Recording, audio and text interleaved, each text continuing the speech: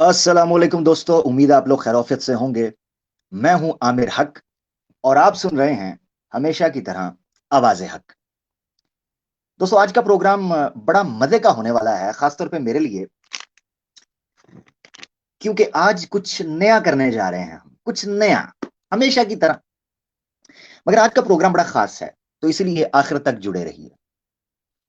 ये प्रोग्राम जो है ये पिछले हफ्ते होने वाला था, मगर शायद उसकी मर्जी और थी, उसकी मसलहत थी कि एकदम वक्त बदल गया, जज्बात बदल गए, हालात बदल गए, समाचार बदल गए, सूत्रों के अनुसार अखबार बदल गए, तो हमने प्रोग्राम जो है वो अपने चहेते एच मुच्चलिम मूवमेंट के लिए किया। मगर आज का प्रोग्राम जो है, ऑब्वियसली जो पिछले हफ्ते होना था वो आज का प्रोग्राम होने वाला है। बड़ा इंपॉर्टेंट प्रोग्राम है, बड़ी तवज्जो सुनिएगा।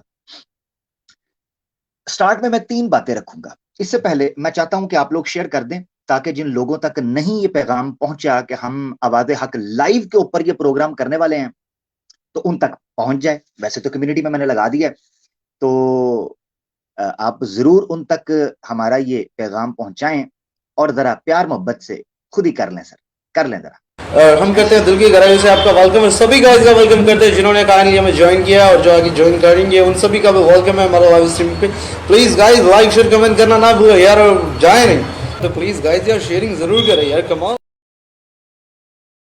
नहीं मान रहे आप, बात ही नहीं मानते, आप सुनते ही नहीं हैं, तो फिर इस तरह ही कहना पड़ेगा अब आपको, हैं जी, हर दफा ही। आपका भी please guys like and share करना ना भूलें। शुक्रिया हमें ज्वाइन करने के लिए। जाने मन शेयरिंग तो करो ना प्लीज करो ना। माय गॉड कितने गंदे लोग हो तुसी। लोग ते लोग ते गंदे हो, मगर गल ते चंगी कर रहे हो ना जी। हैं, मसला तो असल ये है। अच्छा, मुझे कुछ दोस्त कह रहे हैं फलाम भाई को मॉड बना दें, वो जो नीचे हमारे मॉड्स हैं। मैं इस वक्त फोन से हूं, लैपटॉप से सिर्फ मैं स्क्रीन देख पा रहा हूं, तो मैंने ऑडियो के तौर पे फोन को इस्तेमाल कर रहा हूं। तो जो आपको समझे, तो फोन से मैं बैक जाके वो मॉड नहीं बना सकूंगा अभी। तो जो मॉड्स हैं हमारे वो ऑटोमेटिकली एक्टिव हो जाएं। ठीक हो गया। अच्छा, जल्दी से शेयर कर दें आप, बड़ा मजे का प्रोग्राम होने वाला है। चलते हैं, बढ़ते हैं। प्रोग्राम के स्टार्ट में मैं 3 बातें कहना चाहता हूं, 3 बातें। नंबर 1, अल्लाह ताला कुरान में कहते हैं, औज़ु बिल्लाहि मिनश शैतानिर रजीम, असा अन तकरहू शैअन व हुवा खैरुल लकुम। बहुत बार ऐसे होता है, आप किसी चीज को नापसंद कर रहे होते हैं, मगर उसमें आपके लिए बेहतरी होती है, भलाई होती है। आपको नहीं पता होता, मगर उसमें आपके लिए बेहतरी होती है। एक तो ये चीज। और आज आप आपके साथ शेयर करेंगे कि उससे बेहतरी हुई क्या। ठीक है, कि जो काम बाद औकात आप खुद नहीं कर पाते, वो काम आप पर डाले जाते हैं और आप उससे बहुत कुछ सीख जाते हैं। और हमेशा इंसान को, वैसे तो इस्लाम में है कि हमने तो मरते दम तक जो है इल्म हासिल करना है, सीखना है, तो हमेशा अपने आप को इस चीज के लिए तैयार रखना है, चाहे आप उम्र के किसी भी हिस्से में हो, कि आपने सीखने सिखाने के अमल को कभी छोड़ना नहीं है। हमेशा अपने आप को ग्रो करते रहना है। और ये ग्रो करना, ये मोटिवेशन, ये चैलेंज आपको एक बेहतर से बेहतर इंसान बनाता है हर दफा।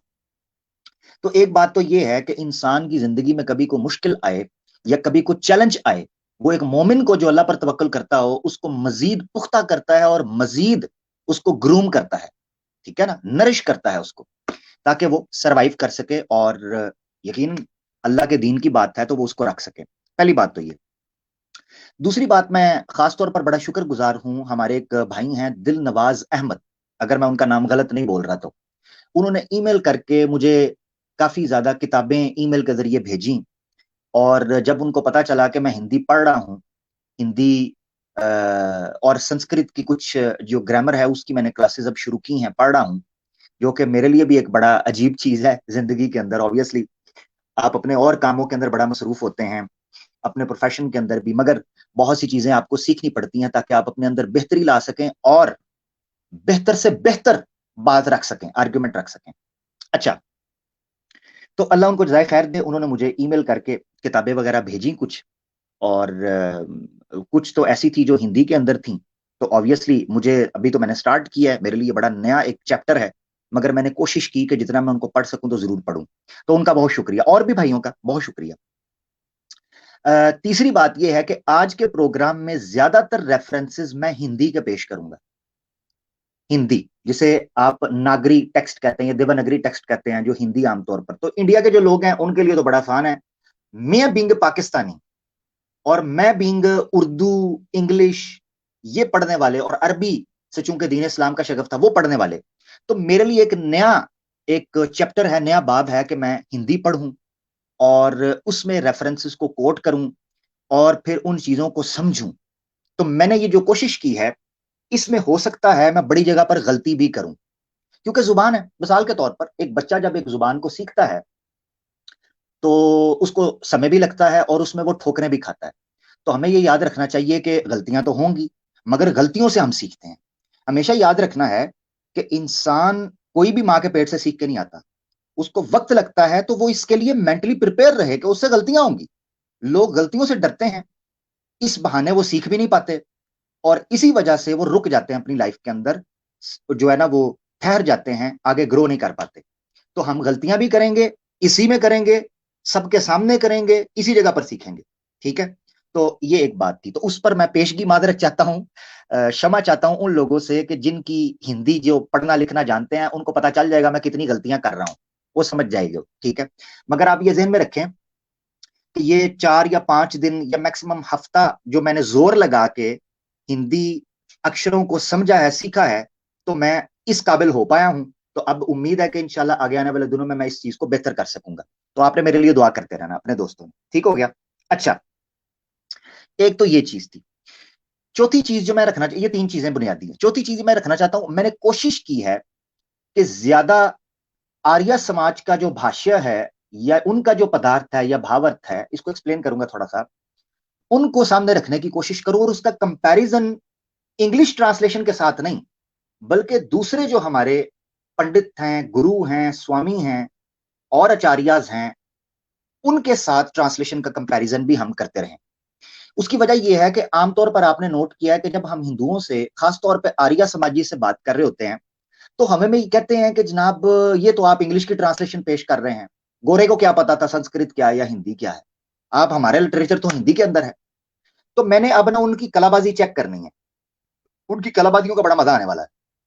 उसकी वजह यह है कि हम दूसरे आचार्यों का, पंडितों का, गुरुओं का, स्वामियों का भी ट्रांसलेशन सामने रखेंगे जो कि हिंदी में होगा। उनका जो भावार्थ है वो भी हिंदी में होगा जो वो रखेंगे। तो क्या वजह है कि ये ठीक है या वो ठीक है, हम उसको समझने की कोशिश करेंगे। ठीक है, अच्छा, चूंकि मेरे लिए हिंदी एक नई लैंग्वेज थी पढ़ने के एतबार से, ऑब्वियसली बोल तो हम बाजुकात रहे होते हैं ये सारी जुबानें, तो मेरे लिए चूंकि ये नई जुबान थी, तो मुझे काफी चीजों को स्किप करना पड़ा है ताकि मैं फोकस कर सकूं उन चीजों पर जो मुझे समझ आ जाए। यकीनन जिसको मेरे से बेहतर हिंदी आती होगी वो हो सकता है इससे ज्यादा चीजों को देख सकता, और हो सकता है इसका एपिसोड 2 भी हम रखें। अभी हम फर्स्ट एपिसोड, हो सकता है साइंटिफिक एरर्स इन वेदास जो है इसका ये फर्स्ट एपिसोड हो और सेकंड एपिसोड भी हो सके। खैर, काफी बातों के बाद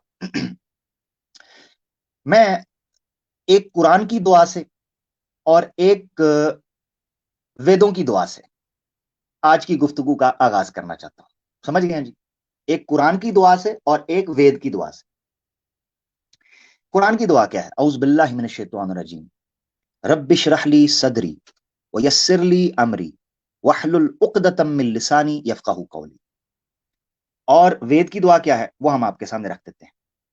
अच्छा, मुझे इसको भी जूम करना पड़ेगा ताकि मैं इसको अच्छे से देख सकूं। ठीक है जी, ये यजुर्वेद है, अध्याय 30 और मंत्रा 3 है आपकी स्क्रीन पर। और इस यजुर्वेद का भाष्य और कमेंट्री लिखी है स्वामी दयानंद सरस्वती ने, जिसको मैंने हाईलाइट किया हुआ ब्लू के अंदर। स्वामी दयानंद सरस्वती साहब खुद लिखते हैं। वो क्या कहते हैं? वो कहते हैं, उत्तम गुण कर्म स्वभावों में परनेने परी रने देने वाले परमेश्वर। यानी क्या मतलब है कि जो हम काम करते हैं, जो हमारे अंदर सलाहियतें, गुण हैं, जो कर्म हैं, यानी कैपेबिलिटीज हैं, एबिलिटीज हैं, उनके देने वाले परमेश्वर, आप हमारे सब दुष्ट आचरण व दुखों को, तो आप यानी ईश्वर परमेश्वर, आप हमारे जितने गलत या बुरे या नेगेटिव या शैतानी या जो बुराइयां हैं हमारे अंदर, जितने हमारे अंदर आचरण हैं वह दुखों और जो दुख हैं को दूर कीजिए, उनको दूर कर दें। सेकंड लास्ट, और जिस जिस कुलियानकारी धर्मयुक्त कुलियानकारी धर्मयुक्त यानी धर्म के मुताबिक जितने कुल और जितने उसके मुताबिक काम है वो आचरण व सुख हो। तो यानी ईश्वर परमेश्वर से ये दुआ की जा रही है कि बुराइयां, नेगेटिविटी हमसे दूर कर दे, बुराइयां हमसे दूर कर दे, और अच्छाइयां जो हैं, धर्म की बात है, वो आचरण व सुख हमारे पास ले आ। ठीक है, कहते हैं इसके हाँ, इसको हमारे लिए अच्छे प्रकार उत्पन्न कीजिए। वो कहते हैं ज्ञान को, इस जिंदगी को, इस दुनिया, कुछ भी चीज आप कह सकते हैं, हमारे लिए अच्छे प्रकार उत्पन्न कीजिए। यानी जो हम काम करने जा रहे हैं उस काम को अच्छे प्रकार हमारे लिए करने की सलाहियत हमें दीजिए। ठीक हो गया। इस दुआ के साथ हम आगाज करते हैं। सबसे पहला पॉइंट, अब मेरे पास दो चीजें थी समझने के लिए, दो चीजें। एक चीज ये थी कि मैं जो दो ऑप्शन थे मेरे पास साइंटिफिक एरर्स इन वेदास के वाले से। एक मेरे पास ऑप्शन ये था कि जो इन्होंने विज्ञान वेदों से निकाला है उसकी चर्चा की जाए, उसको देखा जाए कि क्या वो वाकई वो निकलता है। एक तो ये ऑप्शन थी, और दूसरी ऑप्शन ये थी जो विज्ञान के खिलाफ यानी साइंस के नॉलेज के खिलाफ जो चीजें वेद के अंदर हैं उनको रखा जाए। इसलिए मैं कह रहा हूं कि हो सकता है कि मैं दो टॉपिक्स के ऊपर अलग अलग स्ट्रीम करूं, हो सकता है आज ही उसका एक दो पॉइंट भी इसके अंदर आ जाए, ये हो सकता है। ठीक हो गया। अब सबसे पहले हम चलते हैं, एक बड़ा अहम पॉइंट है जो रिसेंटली इस यूनिवर्स के बारे में डिस्कवर हुआ था। वो ये था कि क्या ये, यानी साइंटिफिकली डिस्कवर हुआ था। ऑब्वियसली जितने धार्मिक ग्रंथ हैं, चाहे वो बाइबल है, कुरान है, हम बहसीयत मुसलमान, या वेदे हैं, हम कहते हैं कि इसके अंदर साइंटिफिक फैक्ट्स हैं। एक बात यहां मैं जरूर कहना चाहता हूं कि क्वाइट पॉसिबल कि वेदों के अंदर कई साइंटिफिक फैक्ट्स हों जो साबित हो चुके हैं, इसमें कोई बुरी बात नहीं है, हो सकता है। उसकी वजह मैं आपको बताता हूं कि तमाम तर करप्शन के बावजूद जिस तरह हम मानते हैं कि बाइबल के अंदर कुछ विचार या कुछ आदेश या कुछ चीजें अल्लाह की तरफ से हो सकती हैं, वैसे ही हम ये भी मानते हैं कि वेदों के अंदर भी हो सकता है कोई बातें ऐसी हों जो अल्लाह की तरफ से हों। हमें इसका तो इनकार नहीं, मगर करप्ट हो चुकी हैं और वो एरर्स इस चीज की दलालत करता है, तो ये चीज रखनी है। अच्छा, एक और पॉइंट जो मैं स्टार्ट में रखना चाहता था वो भी अभी रख देता हूं, इससे पहले मैं शुरू करूं। आपने अक्सर नोट किया होगा हिंदुओं की तरफ से या क्रिश्चियंस की तरफ से कुरान के साइंटिफिक एक्सप्लेनेशंस के ऊपर एतराजात किए जा रहे होते हैं। आजकल इनके जो चेले एच मुस्लिम्स उठे हैं वो भी साइंस के ऊपर एतराज जो कर रहे होते हैं वो उनकी ट्रांसलेशंस की बुनियाद के ऊपर कर रहे होते हैं। अगर उनके वर्ड्स को पढ़ा जाए तो वो एतराज नहीं उठता, मगर चूंकि ये भी वही कर रहे होते हैं, आर्य समाजीज भी, और इनके महर्षि स्वामी दयानंद सरस्वती ने भी सत्यार्थ प्रकाश का जो कुरान के ऊपर एतराज लिखा उसमें भी पूरी जगह के ऊपर उन्होंने कुरान की ट्रांसलेशन के ऊपर एतराज किए हैं। तो जिस प्रकार के एतराजात उन्होंने किए हैं उसी से मिलते जुलते हम एक दो एतराज रखेंगे, एक दो एतराज इनके सामने, ज्यादा नहीं, एक दो एतराज। अच्छा, इसके साथ आपको एक और चीज समझने को मिलेगी कि एक नॉर्मल हिंदू में और एक आर्य समाजी जो है उसके अंदर सोच का अंतर फर्क क्या है।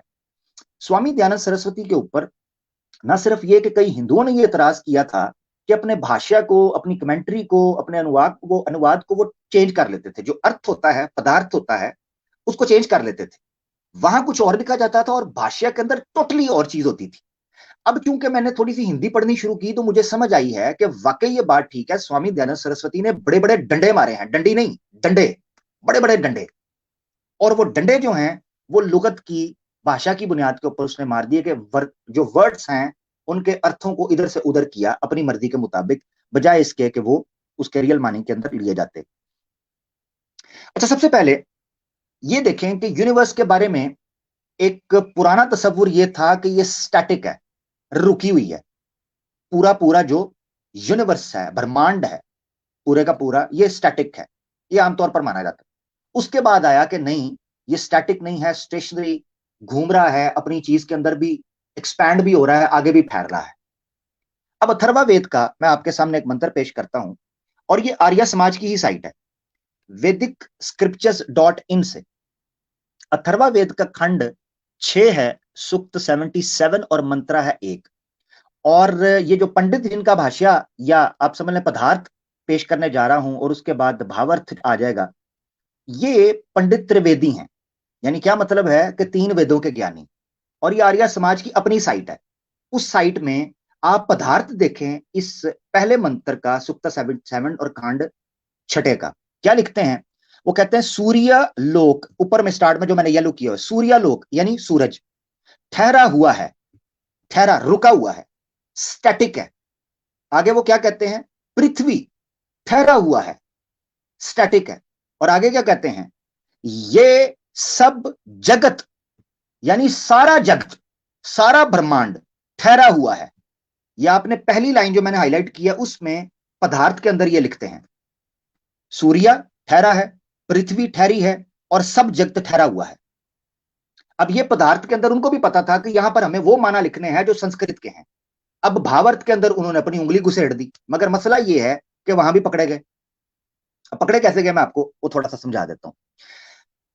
वो कहते हैं जैसे मनुष्य घोड़े घोड़े यानी आदि पशुओं, यानी घोड़े आदि पशुओं को, जैसे मनुष्य, ये भावार्थ में पढ़ रहा हूं नीचे जो लिखा है, जैसे इंसान घोड़े आदि पशुओं को यानी जानवर को रस्सी से बांधता है, जैसे जानवर को रस्सी से बांधता है मनुष्य, वैसे ही सूर्य आदि लोग परमेश्वर नियम से परस्पर यानी कंप्लीटली परस्पर आकर्षण द्वारा स्थित स्थित हैं, स्थित हैं।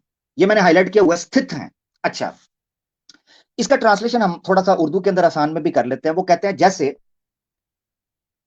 इंसान ने जानवर को बांधता है रस्सी से, वैसे सूर्य लोग जो है, सूर्य आदि लोग, वो परमेश्वर के नियम से यानी खुदा के बनाए हुए कानून से परस्पर कंप्लीटली सारे का सारा आकर्षण द्वारा स्थित है। आकर्षण कहते हैं ग्रेविटी को, अट्रैक्शन को आकर्षण कहते हैं। इन्होंने यहां से यह साबित करने की कोशिश की है भावार्थ लिखते हुए त्रिवेदी साहब ने। वो ये लिखते हैं कि जिस तरीके से इंसान जानवर को बांध के उसको स्थित करता है ना, रोक के रखता है, वैसे ही सूर्य ने परमेश्वर के नियम से आकर्षण के थ्रू यानी लॉ ऑफ ग्रेविटी के थ्रू इस सारे के सारे ब्रह्मांड को, इन सारे सारे लोगों को स्थित किया हुआ है, रोक के रखा हुआ है। वैसे ही मनुष्य को धार्मिक कर्मों के, आखिरी लाइन पढ़ा हूं, वैसे ही मनुष्य को धार्मिक कामों के लिए सदा कटिबद्ध कटिबद्ध रहना चाहिए। यानी जिस तरीके से ये सूरज और ये धरती और ये पूरा ब्रह्मांड जो आपको नजर आ रहा है, पूरा ये आपको रुका हुआ नजर आ रहा है, ठहरा हुआ नजर आ रहा है, वैसे ही हमें अपने धर्म के कामों के अंदर ठहरा हुआ रहना चाहिए। मगर यहां पर यह किया है इन्होंने ग्रेविटी के वर्ड को ऐड किया है, आकर्षण, उसको ऐड करके इन्होंने पता क्या किया है, इस चीज को बात कर दी है कि जो चीज स्थित यानी अपनी जगह पर रुकी हुई है वो ग्रेविटी की वजह से रुकी हुई है। यानी वो ऐसी स्टैटिक नहीं है जिस तरह हम ये समझते हैं कि ये हिलजुल नहीं, वो हिल रही, मगर ग्रेविटी की वजह से एक जगह पर आपको खड़ी हुई महसूस होती है, ये वो कह रहे हैं। मगर मसला यहां पड़ता है पदार्थ के अंदर। क्या पदार्थ में देखें कि वहां स्थित या अस्थात को किस तरीके से बयान किया जा रहा है। यहां जो वर्ड इस्तेमाल हुआ है संस्कृत के अंदर वो है अस्थात। अगर आप देखें जो पदार्थ का पहला वर्ड है जहां लिखा है सूर्यालोक येलो के अंदर, उसके आगे संस्कृत के अंदर लिखा है अस्थात, और अस्थात का पदार्थ क्या लिखा है, ठहरा हुआ है। इसी तरीके से पृथ्वी के बाद अस्थात है, ठीक है, और इसी के बाद सब जगत के बाद, सब वृक्षों के बाद वहां भी अस्थात आपको लिखा हुआ मिलता है, जिसका मतलब है ठहरा हुआ। और इसका ठहरे हुए ना का मतलब यह है कि वो स्टैटिक है, मगर वहां इन्होंने ग्रेविटी घुसेड़ दी। अभी मैं ग्रेविटी का पोल भी खोलूंगा इनकी अपने भाष्य से, ठीक हो गया। ये तो एक था। अब स्टैटिक से कुछ लोग ये कह सकते हैं कि देखें धरती तो हमें खड़ी हुई महसूस होती है, मगर मजे की बात यह है कि सिर्फ अस्थात ग्रेविटी अपने ऑर्बिट के अंदर रहने के लिए नहीं कहा गया, बल्कि ऋग्वेद के अंदर व्याप्ति से भी रोका गया। व्याप्त किसे कहते हैं, व्याप्त संस्कृत जुबान के अंदर कहते हैं या हिंदी के अंदर कहते हैं एक्सपैंड होने को, किसी चीज के फैलने को, किसी चीज के बिखरने को, उससे रोका हुआ है। ऋग्वेद का आपके सामने हम रख लेते हैं, और यह भी त्रिवेदी साहब का ही पदार्थ भी है और भावार्थ भी है आपके सामने। ऋग्वेद का मंडल 10 है, सूक्त 89 और मंत्रा है 4। ये भी आर्य समाज की साइट से मैंने लिया हुआ है, आर्य समाज की साइट से। क्या कहते हैं वो, ये नीचे देखिए पदार्थ के अंदर लिखा हुआ है पृथ्वी और ध्रुलोक को, यानी पृथ्वी और ध्रुलोक, ध्रुलोक कहते हैं दूसरे लोक, ध्रुलोक, पृथ्वी और ध्रुलोक को व्याप्ति से संभाल रहा है, संभाल रहा है। इंदिरा के बारे में ये चीज कही जा रही है, या ईश्वर के बारे में, क्योंकि इंदिरा को ये ईश्वर और परमेश्वर के इक्विवेलेंट यूज करते हैं। आर्या समाजी की बात कर रहा हूं, वैसे तो चलो सूरज भी कह लो, क्योंकि इंदिरा को सूरज के तो सूर्य के तौर पर भी इन्होंने इस्तेमाल किया। मैंने एक जगह पर स्वामी दयानंद साहब का भाष्य पढ़ा, उसमें उन्होंने डिटेल के अंदर लिखा है, जो कि ऋग्वेद का भाष्य भूमिका उन्होंने लिखा है, उसमें उन्होंने कहा है कि इंदिरा के लिए हम सूर्य, यानी सूर्या वर्ड भी यूज, यानी सूर्या के लिए हम इंदिरा भी यूज कर लेते हैं। यहां से यह चीज पता चल रही है कि सूर्य मान ले, अगर सूर्य, तो सूर्य ने पृथ्वी और ध्रुलोकों को व्याप्ति से संभाल रखा है। व्याप्ति से, व्याप्त का मतलब क्या है? व्याप्त का मतलब है एक्सपैंड होने से, आगे बढ़ने से, उसको रोका हुआ है। अब नीचे देखें आपके सामने वो क्या लिखते हैं, वो कहते हैं जो अपने व्याप्ति से ध्रुलोक पृथ्वी चक्रों का के समान चला रहा, ठीक है, चला रहा है, संभाल रहा है। पदार्थ में, भावार्थ में उन्होंने नीचे लिखा है, यानी सूर्य के बारे में लिखा है कि उसको संभाल रहा है, उसको व्याप्ति से संभाल रहा है। अब यहां पर जो आपने गौर करने की चीज है वो है पदार्थ में व्याप्ति से। व्याप्ति का मतलब क्या है? एक्सपैंड होना किसी चीज का। अब ये साइंटिफिक एरर क्यों है, उसकी वजह मैं आपकी, यानी क्यों रोका हुआ है, उसको स्टैटिक है, स्थात है। अच्छा, स्थात से मुझे वैसे याद आया, आपने ये चीज गौर की होगी कि अक्सर सनातनी और आर्या समाजी हमें ये कहते हुए दिखाई देते हैं कि जो जितनी भी इस वक्त ज्ञान और विज्ञान दुनिया के अंदर, इस भूमि के ऊपर, इस पृथ्वी के ऊपर फैला हुआ है, किसी भी सूरत में, उसका जो मदर सोर्स है ना, जो उसकी मां है, जहां से वो फूटा है, वो वेद है, वेद का ज्ञान है, ठीक है। इवन के जितनी लैंग्वेजेस फूटी हैं वो वेद से निकली हैं। अब हम इनसे पूछते हैं कि अस्थात, अस्थात संस्कृत का वर्ड है, इसका मतलब है ठहरा हुआ। जैसे मैंने आपको अथर्वा वेद का पदार्थ में दिखाया है, त्रिवेदी साहब ने लिखा है, अस्थात का मतलब है ठहरा हुआ। इंग्लिश में ठहरे हुए को क्या कहते हैं? स्टैटिक। और यूनिवर्स के बारे में स्टैटिक का कॉन्सेप्ट आउटडेटेड हो चुका हुआ है। स्टैटिक का मतलब है ऐसी चीज जो हिलती जुलती ना हो, और यूनिवर्स हिलती जुलती है, ये एक एस्टैब्लिश फैक्ट है।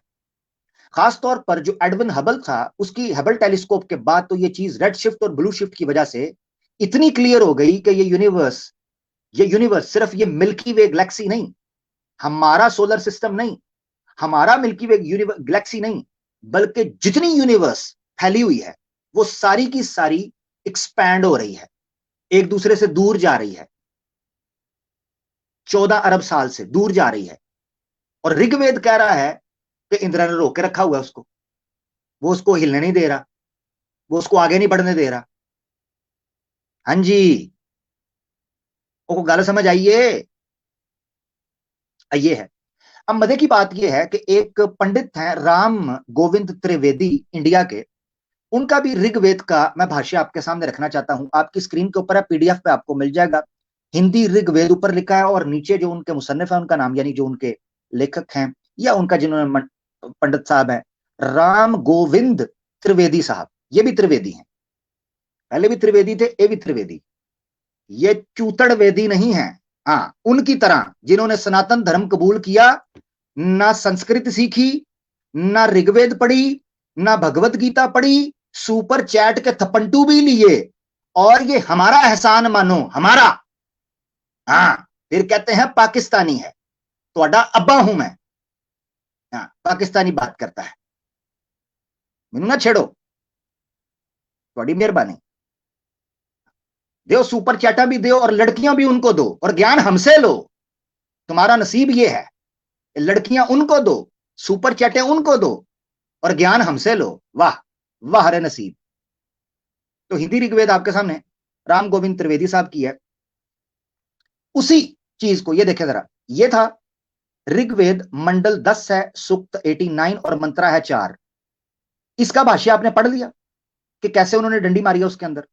यहां देखे राम गोविंद त्रिवेदी साहब उसी मंत्र का भाष्य लिखते हैं।